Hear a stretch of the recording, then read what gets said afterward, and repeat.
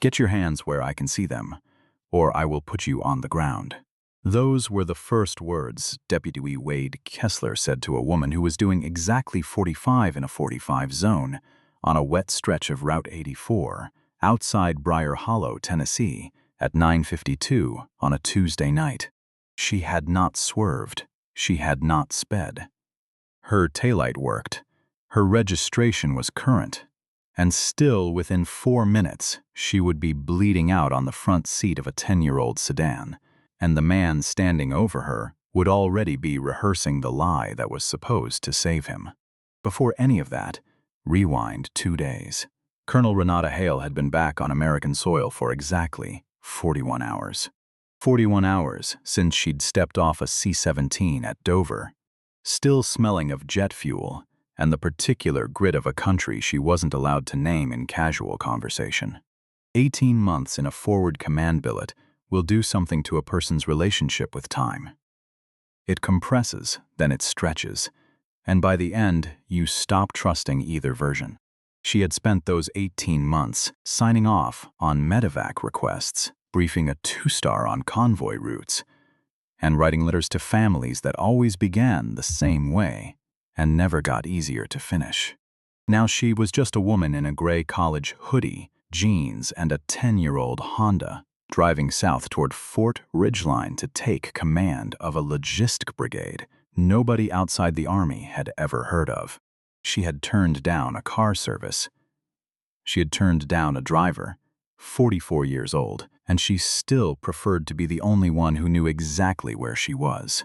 In the passenger seat sat a scuffed leather satchel, the same one her father had carried for 30 years in the Army before her.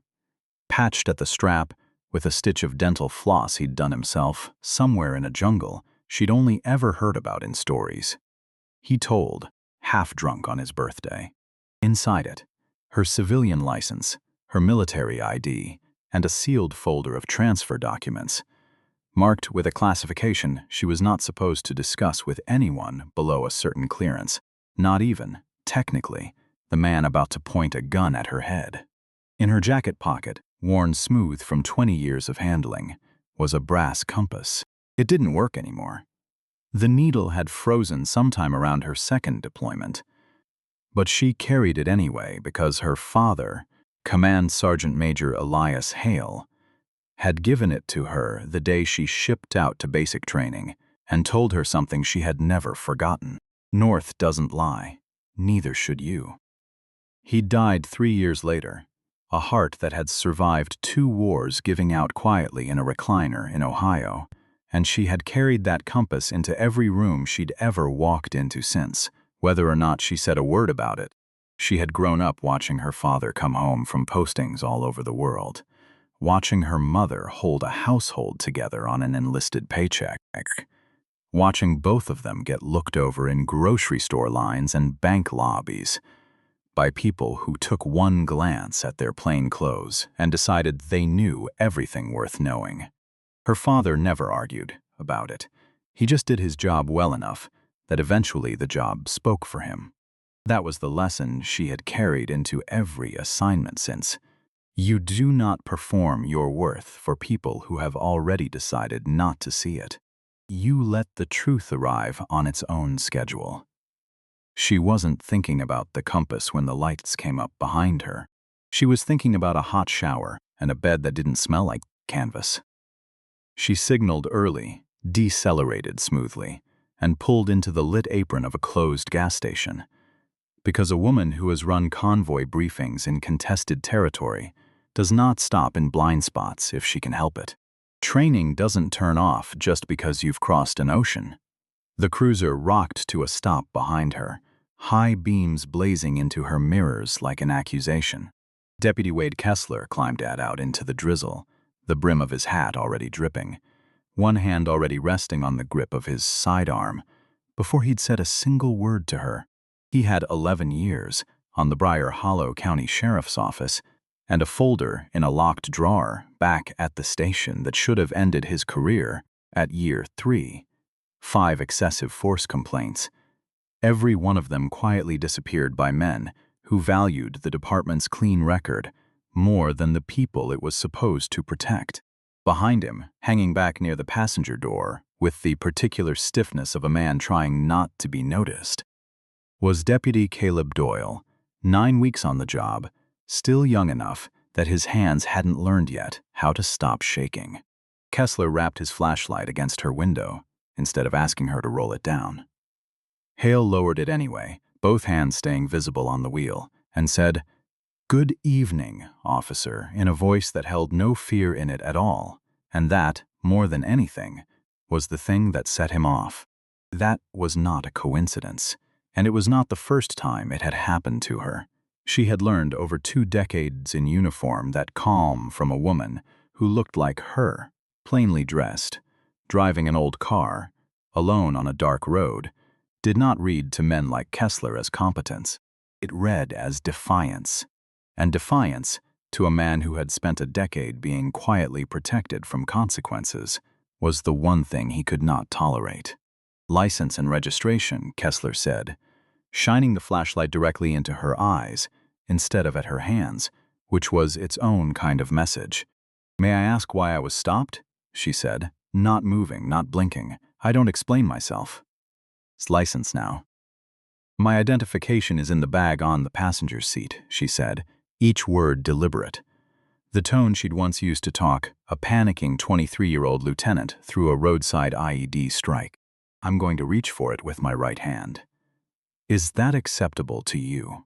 It should have ended there. It should have ended the moment she asked the question instead of just moving, giving him the courtesy of consent before action, which was more courtesy than half the men on his own forces gave each other. Instead, something in Kessler's chest, some old, ugly, unexamined thing, heard a woman narrating her own compliance instead of begging for his mercy, and it made him furious in a way he would never have been able to explain to a jury or a judge or himself. "Just get the damn ID," he snapped, and stepped back, and his hand left the grip of his weapon and closed around it instead. Hale reached for the bag slowly, the way you reach for anything when a stranger is holding a gun near your head and you have already decided, calmly, that you are not going to die tonight over a busted taillight that wasn't even busted. Her fingers found the zipper. The compass in her jacket pocket pressed faintly against her ribs. "I am opening the bag now," she said. "I said stop moving." Kessler's voice cracked upward, and the weapon came up with it, out of the holster, into both hands, leveled at her skull through the open window. Behind him, Doyle made a small, strangled sound and took an involuntary step forward. Wade, what are you doing?" "Show me your hands. Show me your hands right now." Hale froze immediately, every muscle disciplined into stillness, both palms rising empty into the rain-streaked light. "My hands are visible. I am unarmed. I am not a threat. I was reaching for the identification you requested." "You were reaching for something." "I have complied with every instruction you have given me," she said. And here, for the first time, something colder moved under the calm in her voice. Not fear, but the recognition of a man who had already decided how this story was going to end before it began. "Lower your weapon. You are escalating a routine stop for no lawful reason. Lower it now." It was the wrong sentence and the right one at the same time. It was the sentence of someone used to being obeyed.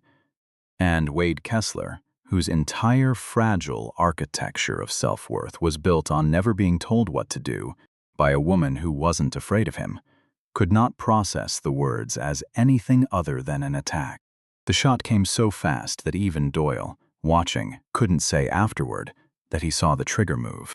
The window exploded outward in a bright constellation of glass, and Renata Hale felt something enormous and white-hot tear through the meat of her left shoulder and throw her sideways into the center console, and the last clear thought she had before the world tilted into a high, thin ringing was, "He is going to say, 'I reached for a gun, and there is no gun.'"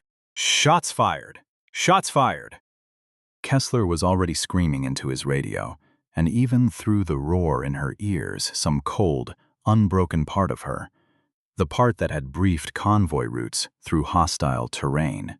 The part that did not go offline just because a bullet had gone through her shoulder instead of her chest. Heard him say it. Suspect reached for a weapon. I had to fire. And she thought, with something that was almost, impossibly, amusement. He's already writing his report. Colonel. I mean, ma'am. Oh God, oh God. Doyle was at the window now, hands shaking so badly he could barely get the pressure bandage from his belt kit unwrapped. And Hale, blood soaking dark through the gray wool of her hoodie, looked at him with the terrifying clarity that comes right before shock takes over completely. Arterial, she said, her voice thin but steady. Pressure, high and tight. Now, she had a weapon, Caleb. You saw it. She was reaching under the seat. Kessler was pacing the wet asphalt, already rehearsing the version of the night that had saved him twice before. She said she was getting her ID. Doyle shouted back, both hands now buried in gauze against her shoulder, tears mixing openly with the rain on his face. There's no gun, Wade. There's no gun. Look in the bag, Hale whispered to him, her vision starting to gray at the edges, one hand closing weakly around his wrist. Green folder, classified, secure. Before Doyle could reach for the satchel, the whine of approaching sirens swallowed the night, and 2 more cruisers and an ambulance skidded into the gas station lot. And the last thing Renata Hale remembered clearly was the ceiling of the ambulance sliding past above her, and paramedics shouting numbers she recognized from every combat report she'd ever read, and the particular absolute silence of Sheriff Roy Tanner reaching Kessler's cruiser and asking, in a voice already halfway to a cover story, "What happened out here, Wade?" "Routine stop," Kessler said smoothly, the practiced ease of a man who had done this dance before. She got combative, reached into a bag, pulled a dark object. I feared for my life. "Did you recover the weapon?" Doyle's tossing the car now. Probably kicked it under the seat. Kessler's eyes flicked toward the shattered glass, the blood pooling black in the gas station lights. Then back to Tanner, steady as a man discussing the weather. "She's a nobody, Roy. Old car, no makeup, driving alone at night. Nobody's going to make a fuss over this one." Tanner nodded slowly, already reaching for his phone. "Get your union rep on standby. Nobody talks to the press until I say so." Against her collarbone, slick with her own blood, hung a set of dull silver dog tags. Hull, Renata M. Colonel, U. 20 minutes later, in the back of the ambulance screaming toward Briar Hollow Regional, a medic cut open the collar of Hale's ruined hoodie to reach the exit wound and stopped cold, his shears hovering. "S-Army. Oh my God," the medic said quietly, to no one. "She's a colonel." Her eyes fluttered open for 1/2 second. "Secure my bag," she rasped. "Classified." Then the darkness took her. By the time she was wheeled into emergency surgery, Sheriff Tanner had already drafted a press release. An officer was forced to discharge his weapon during a tense encounter with an uncooperative and potentially armed individual. A deputy was posted outside her recovery room, not to protect her, but to guard her, as though the woman with a titanium plate about to be screwed into her collarbone were the dangerous one. Back at the station, Kessler sat in the break room with his boots up, laughing with a dispatcher over bad coffee. "People think they can just ignore a lawful command," he said. "You play games out there, you find out real fast what happens." 200 miles away, at the Regional Army Operations Center, a red light began blinking on a secure terminal. Colonel Renata Hale had missed her scheduled check-in at Fort Ridgeline. Standard protocol triggered a trace on her encrypted device. The coordinates came back inside the surgical ward of Briar Hollow Regional Medical Center. Major Marcus Reyes, her executive officer for 6 years, stared at the screen for a long moment before he picked up the phone. He knew her well enough to know she did not simply end up in civilian hospitals. He made 3 calls. The last one went to a 2-star at the Pentagon. 4 hours later, the sun had barely cleared the ridge line over Briar Hollow when the diesel growl of heavy engines rattled the windows of Sheriff Tanner's office. He looked up from where he'd fallen asleep at his desk, walked to the blinds, and felt something in his chest go cold. 3 black armored SUVs and 2 Army CID transport vehicles were pulling into the small municipal lot, flanked by military police in full tactical gear, already fanning out to secure the perimeter of a civilian sheriff's department, like it was a checkpoint in hostile territory. Major Reyes was out of the lead vehicle before it had fully stopped, his uniform pressed to a knife's edge, his face carved from something that did not intend to be reasoned with. He walked past the stunned desk sergeant, without breaking stride, and put his boot through Tanner's office door before the sheriff could reach the handle. Sheriff Tanner. Reyes's voice was a low, controlled baritone that made the hair rise on the back of Tanner's neck. 4 hours ago, one of your deputies put a round into the chest of my commanding officer. You have 30 seconds to hand over every scrap of body camera footage, dash camera footage, and the officer responsible, or I dismantle this department piece by piece, starting with your pension. Tanner sputtered something about jurisdiction. Reyes tossed a redacted federal warrant onto the desk without breaking eye contact. Colonel Renata Hale was transporting Department of Defense materials at the time she was shot. That triggers federal jurisdiction the second your deputy pulled the trigger. Your authority here evaporated the moment his finger left the guard. You need a subpoena for our servers, Tanner shouted, sweat tracing down his temple. Dale Pruitt is already on his way. You touch my officers and the Union will sue you into the ground. Reyes gave a single nod to the agent at his right shoulder. Special Agent Nora Blake. Former Ranger, moving with the flat, economical grace of someone who had done this 100 times, walked past Tanner without a word and headed straight for the server room with a breaching tool in hand. You cannot go in there, Tanner lunged, and Reyes's hand closed on the front of his shirt and put him back down in his chair with a force that rattled the desk. Sit, Sheriff. Obstruct a federal investigation involving classified materials, and you'll be in a cell before your coffee cools. Give me the shooter's name. Deputy Wade Kessler, said a quiet, shaking voice from the doorway. Deputy Caleb Doyle stood there, his uniform still stained dark with Hale's blood, his face the color of old paper. I was there, he said, before Tanner could stop him. She wasn't reaching for a weapon. She told us she was getting her ID. He panicked. She told me to secure her folder. I have it. He pulled a blood-spattered green dossier from inside his jacket and held it out. Reyes took it, checked the federal seal was unbroken, and looked at the young man's ruined, blood-crusted hands. You're the one who applied pressure to the wound? Yes, sir. You saved her life, son. Reyes's expression, for one fraction of a second, softened, and then hardened again as he keyed his radio. Blake, secure the servers. Team 2, find Wade Kessler. Detain him. Down the hall, Wade Kessler was midway through a stale donut and a story about textbook neutralization when the break room door came off its hinges. 4 CID officers had him face down on the linoleum before he could drop the donut, wrists wrenched behind his back, cuffs clicking shut, with a sound that seemed to echo far longer than it should have. I'm a cop. You can't do this to me.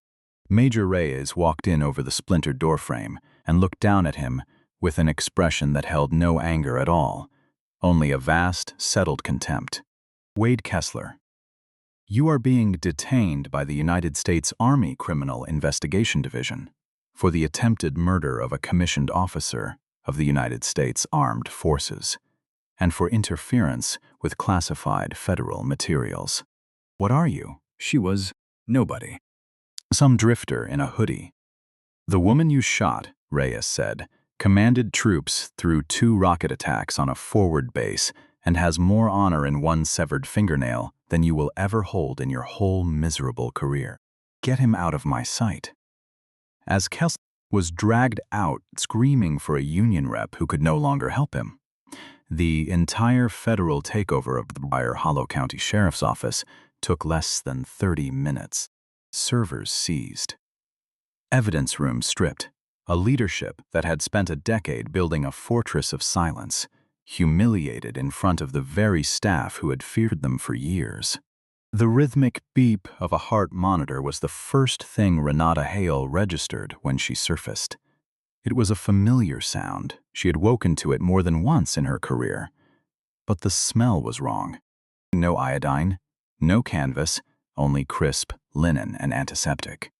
She opened her eyes to a ceiling of acoustic tile and a deep, banked ache running down through her collarbone like a bar of hot iron. "Welcome back, Colonel." Major Reyes was sitting in the corner in a stiff plastic chair, a tablet balanced on his knee, dark circles under his eyes from a night without sleep. "You're at Ashcombe National Military Medical Center," he said, pouring her water and holding the straw to her lips. "We medivaced you out of Briar Hollow the moment you were stable. The round shattered your clavicle. They had to plate it with titanium." She took a slow sip, letting fragments of memory surface, the flashlight, the shout, the crack of the gunshot. "The rookie," she rasped. "Doyle. Where is he?" "Under federal protection at Fort Ridgeline. Fully debriefed. He surrendered your dossier. Everything's intact." "And the shooter?" Reyes's jaw tightened. "In a federal holding cell. Claimed you reached for a weapon. His sheriff tried to build a cover-up before your blood was even dry on the pavement." "Of course he did." She let out a slow breath. She had spent her career hunting enemies who hid behind masks in foreign deserts. It disgusted her to find one hiding behind a badge in her own country. Did his camera catch it?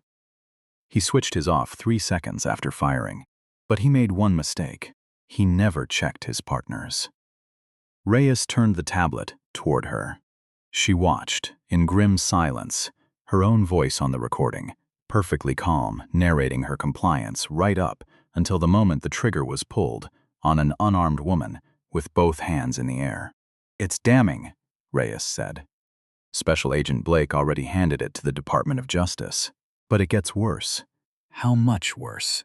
"Kessler has 5 prior excessive force complaints in the last 4 years. 2 victims hospitalized, everyone buried by Sheriff Tanner and the deputy's union president, Dale Pruitt. Witnesses intimidated, reports falsified, all of it protected because it was politically convenient for the department's arrest numbers." Something cold and hard settled into Hale's chest, overriding the pain for a moment. This wasn't one man's panic in the rain. It was a machine, built over years, that had learned it could feed on the vulnerable without consequence. Kessler had pulled that trigger because he believed the system behind him would catch him. It had, 6 times before. "They thought I was nobody," she said quietly, staring at the wall. "Old car, plain clothes. They looked at me and decided I was disposable." "They miscalculated," Reyes said. "No, David, they calculated exactly right for the world they built." Her voice gathered the old iron of command. "If I had been a nurse coming off a night shift, or a student driving home, I would be dead right now, and he'd be collecting a commendation for it." She pushed herself up against the pillows, ignoring the spike of pain in her shoulder, eyes burning through the haze of the painkillers. "I am not only pressing charges against Wade Kessler for attempted murder. I want the Department of Justice to take that department down to the foundation. I want Sheriff Tanner indicted for obstruction and evidence tampering. I want Dale Pruitt investigated for witness intimidation. Every buried file, every silenced victim, all of it out in the light." Reyes allowed himself something close to a smile. "I already have federal prosecutors drafting the indictments, Colonel. We're bringing the whole thing down." "Good. And David, make sure Deputy Doyle gets the best protection this government can buy." He stood up to a monster with everything to lose. He's the only real officer that department had. The morning brought no warmth to Briar Hollow. In the smoke-stained office of the County Deputies Union, Dale Pruitt paced like a caged animal. 12 years he'd spent building an empire out of silence.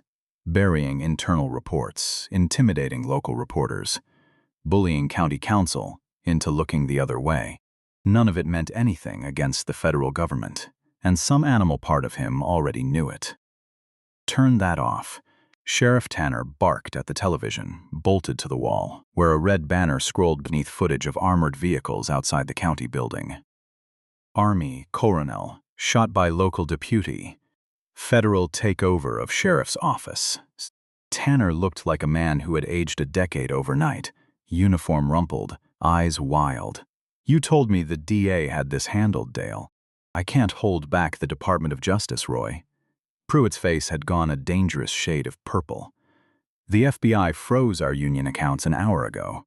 Nobody in the DA's office will even take my calls. Because you ran this office like a protection racket, said a calm voice from the doorway. A man in a sharply tailored Navy suit stood flanked by 4 FBI agents in tactical windbreakers, a stack of federal warrants in one hand. Andrew Voss, Department of Justice, Civil Rights Division. Dale Pruitt, Roy Tanner, you're both under arrest. For what? Tanner backed against the wall. I wasn't even on scene. Racketeering, Voss said, without a trace of sympathy. We spent the last 12 hours going through the servers Major Reyes's team seized. 5 buried excessive force complaints against Deputy Kessler. Altered dispatch logs. Emails between the two of you, coordinating the intimidation of witnesses. You didn't just cover up an attempted murder, gentlemen. You ran an organized criminal enterprise out of a taxpayer-funded office. Pruitt tried one last flare of bravado. You have no jurisdiction to raid a union office without a judge's signature. Voss handed the top paper from his stack to an agent, who pinned it to Pruitt's chest without ceremony. Signed at 3 this morning. Cuff them.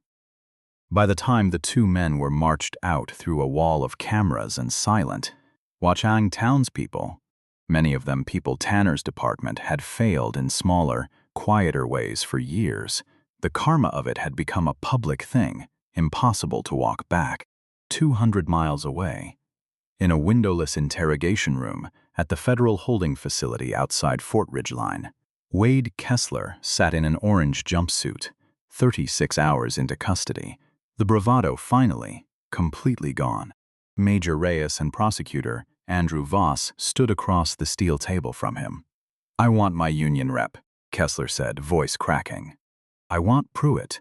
Pruitt's in a cell 3 doors down, crying into a paper cup, Voss said. He was indicted this morning alongside your sheriff. There's no union left to protect you, Wade. You're alone. Voss set a small recorder on the table and pressed play. Sheriff Tanner's voice filled the room, frantic and self-serving. It was all Kessler. The guy's a liability. I told Pruitt we should have cut him loose 2 years ago after that thing with the teenager. If you give me immunity, I'll testify he planned it. Kessler stared at the recorder, his mouth working soundlessly. The men he'd trusted to protect him had thrown him to the wolves the instant their own freedom was on the line. And something in his face changed. Some final wall coming down. Not into more excuses this time, but into something that looked, for the first time, like the beginning of real understanding. I thought she was reaching for something, he said, but his voice had lost its conviction. He was no longer performing the line. He was hearing it out loud, for the first time, the way it actually sounded. She was calm. She wasn't afraid of me. And I couldn't stand that she wasn't afraid of me. The room went silent. Reyes didn't move. Voss didn't speak. Kessler put his cuffed hands over his face, and for the first time in 11 years of quiet, protected violence, Wade Kessler said the sentence that would end everything and begin, perhaps, something else. I didn't shoot her because I thought she had a gun. I shot her because she made me feel small, and I've spent my whole career making sure I never had to feel that. His shoulders shook. God help me. I know what I did. Voss gathered his files without softening. The Department of Justice does not negotiate with officers who use a badge to settle what a gun never should have touched. You'll have time to sit with that, Thomas. I mean Wade. A long time. He did not correct himself again. As they walked out, leaving Kessler weeping alone under the flickering fluorescent light, Reyes's phone buzzed with a secure message from Ashcombe. Hale was awake and asking for an update. He typed back 4 words: "The fortress has fallen." In a quiet, guarded hotel room in Washington, Caleb Doyle sat at a desk that night, looking over a set of application papers he had never expected to see. He had assumed his career in law enforcement was finished, that Briar Hollow would follow him everywhere, a stain nobody would let him forget. Instead, Major Reyes had visited him the evening before and placed a recruitment packet for the Army Criminal Investigation Division on the table between them. "You didn't freeze when it mattered," Reyes had told him. "You applied pressure to the wound, and you secured the intelligence. We need people who understand the difference between what's legal and what's right, even when those two things stop agreeing with each other." Doyle picked up the pen and signed his name at the bottom of the page. Out of the wreckage of a broken department, something better had found him. Not because he'd been a hero in some grand way, but because, in the one moment that counted, he had chosen the harder, truer thing. 6 months later, the crisp autumn wind swept down the granite steps of the United States District Court. Colonel Renata Hale climbed them in her full dress uniform, not the faded hoodie of that rain-soaked night. Silver eagles gleamed at her shoulders. Her chest carried a lifetime of service, including a Purple Heart earned on a stretch of Tennessee highway rather than a battlefield overseas. Her left arm still moved a little stiffly, the titanium plate in her collarbone a permanent reminder. But her posture was unbroken, and in her jacket pocket, worn smoother than ever, sat her father's brass compass.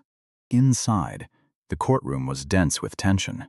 Wade Kessler sat at the defense table in an oversized federal jumpsuit, gray and diminished after 6 months in solitary confinement.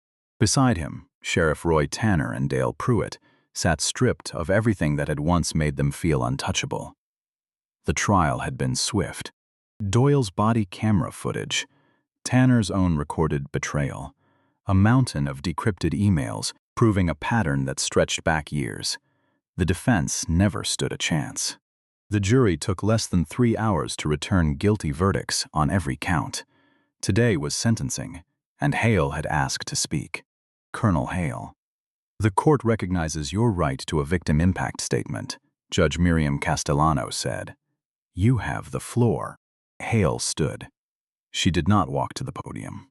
She stood at her table, squared her shoulders, and looked directly at Wade Kessler until he was forced to meet her eyes. "For 18 months I commanded soldiers in a hostile theater," she said, her voice even and unhurried.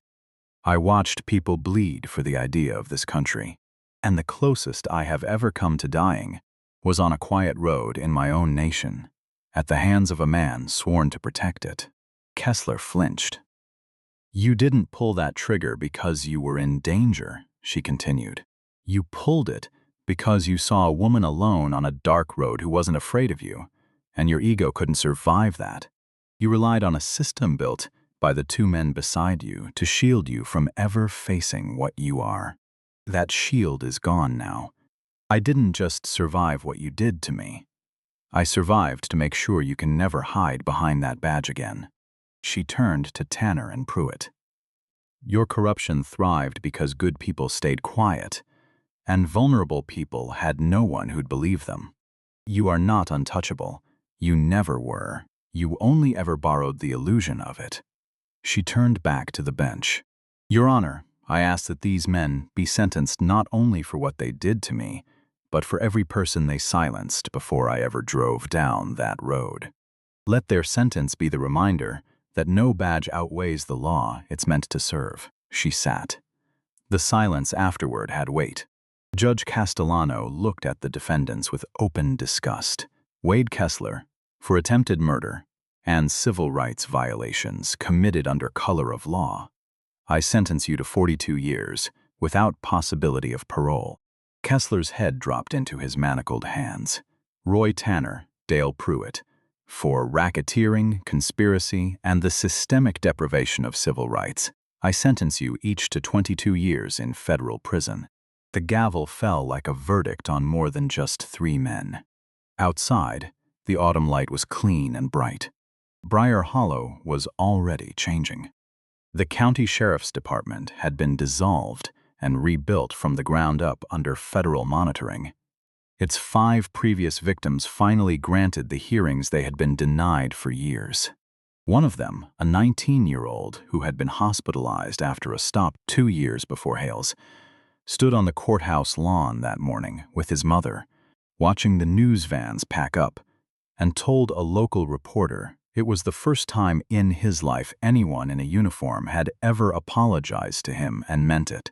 A woman who had been quietly paying off medical bills from a broken wrist Kessler had given her during a routine arrest received a settlement large enough to finally close the account. None of it undid what had happened to any of them. But, for the first time, it was written down, believed, and paid for instead of buried in a drawer, with a folder full of other people's silence. Major Reyes fell into step, beside Hale on the courthouse steps. "It's finished, Colonel," he said. "Transport's waiting. Your promotion ceremony to Brigadier General is in 2 weeks. The Pentagon wants you rested before then." "I'm ready, Marcus," she said, and meant it. A young man in a crisp Army uniform jogged up the steps and snapped a clean salute. Caleb Doyle, top of his CID class, sharper and steadier than the trembling deputy who had once pressed gauze to her shoulder in the rain. Hale returned the salute. "Agent Doyle, it suits you." "Thank you, ma'am," he said. "I wanted to thank you for everything." "You saved my life, Caleb," she said softly. "And you chose the truth when a lie would have been so much easier. That's what makes someone worth trusting with a badge. Make us proud." "I will, General," he promised. She turned and walked toward the waiting vehicle, one hand resting briefly against her jacket pocket, feeling the small, familiar weight of a compass that no longer pointed anywhere at all, and had never needed to. A routine stop on a wet road had tried to convince her she was disposable. It had only proven, in the end, what her father had told her a lifetime ago in a driveway in Ohio. That true direction was never about the needle. It was about refusing, no matter what stood in front of you, to stop telling the truth. If this story stayed with you, not because of how it ended, but because you recognized someone in it, maybe even yourself in one of the quiet moments where nobody spoke up, that recognition is worth sitting with. Stories like this one are fiction, but the pattern underneath them isn't. The quiet assumption that some people are disposable, and the courage it takes, at every level, to refuse to let that assumption stand.